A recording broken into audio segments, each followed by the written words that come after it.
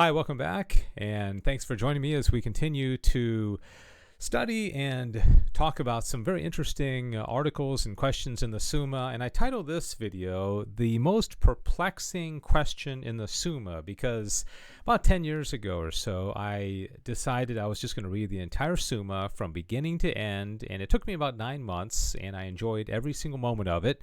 And I found it to be absolutely fascinating because there were some questions that were predictable, but then sometimes I'd read something and I'd say, wow, did Thomas really teach that? And I must say that of all the questions in the Summa, there are 631 of them and 3,000 articles.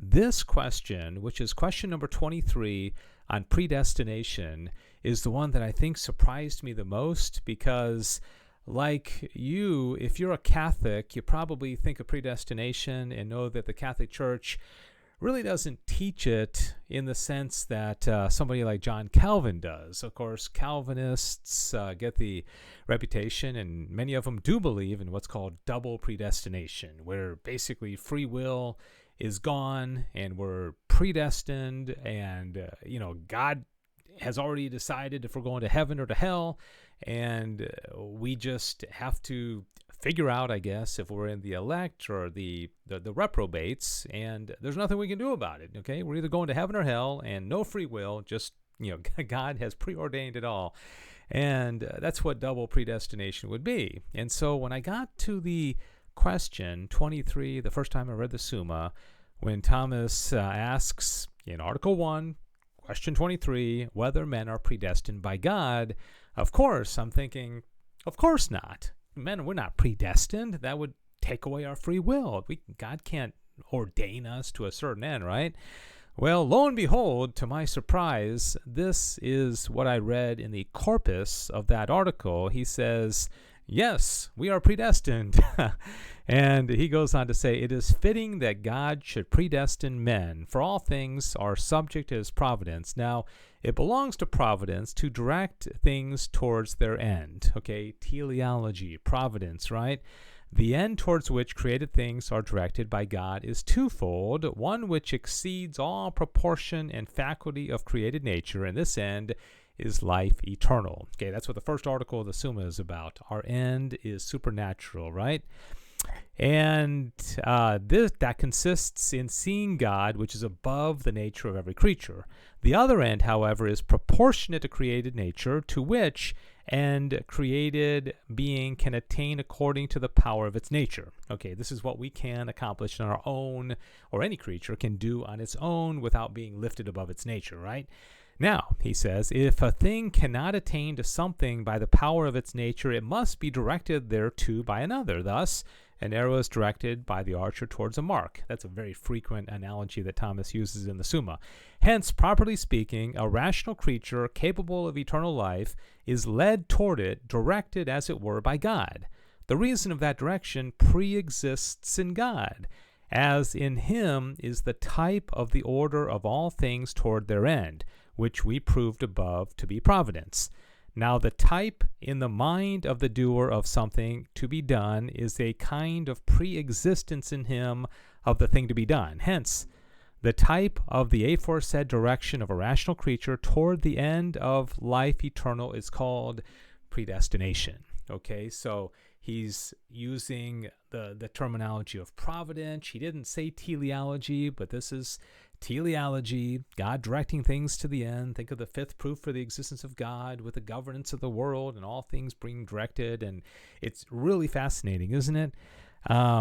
Okay, so then he says, let's see, hence the type of the aforesaid direction of a rational creature toward the end of life eternal is called predestination. For to destine is to direct or send. Thus, it is clear that predestination as regards its objects is part of providence. Okay, that just blew me away. We're predestined. What does this mean?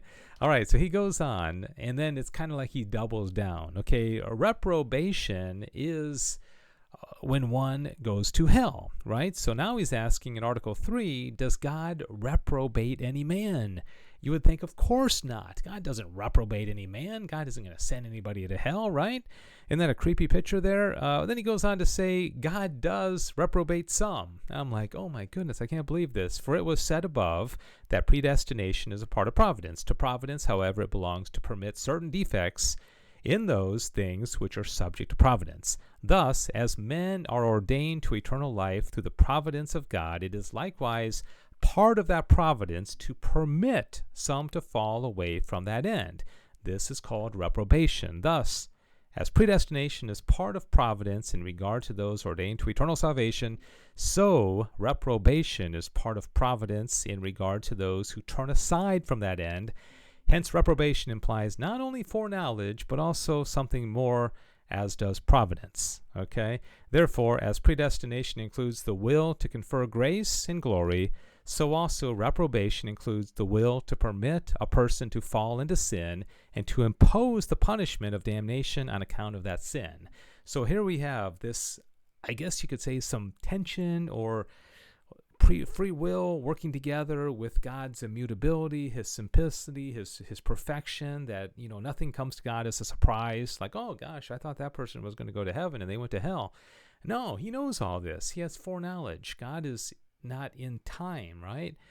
And so this is why I find it perplexing. I find it very interesting. So, all right, so is predestination certain, right? Can it change? What do you think? Again, I'm thinking, of course, it's not certain, because otherwise, God, now we're talking Calvin, right? Predestination, God is sending us to heaven or hell.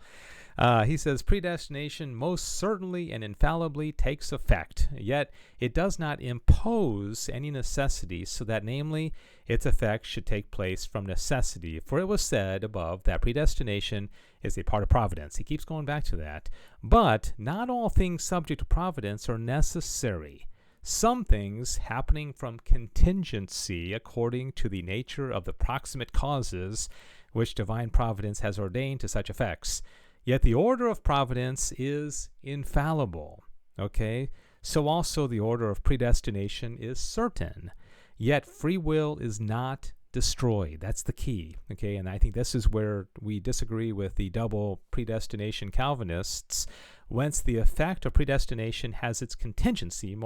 Moreover, all that has been said about the divine knowledge and will must also be taken into consideration, since they do not destroy contingency in things, although they themselves are most certain and infallible. Okay, isn't that really interesting? Okay, so are we predestined? Yes. Is God's providence certain? Is predestination certain? Yes. Do we have free will? Yes. How does it all work together, and how does that make sense? It's a great mystery, but it's all working together, and it's really interesting. And again, this is why I find it perplexing to say that God knows where we're going, God directs things to their end, God's will is certain, his providence is certain, predestination is certain, yet we have free will. Okay? Isn't that interesting? It's certainly perplexing. Thanks for watching. God bless you.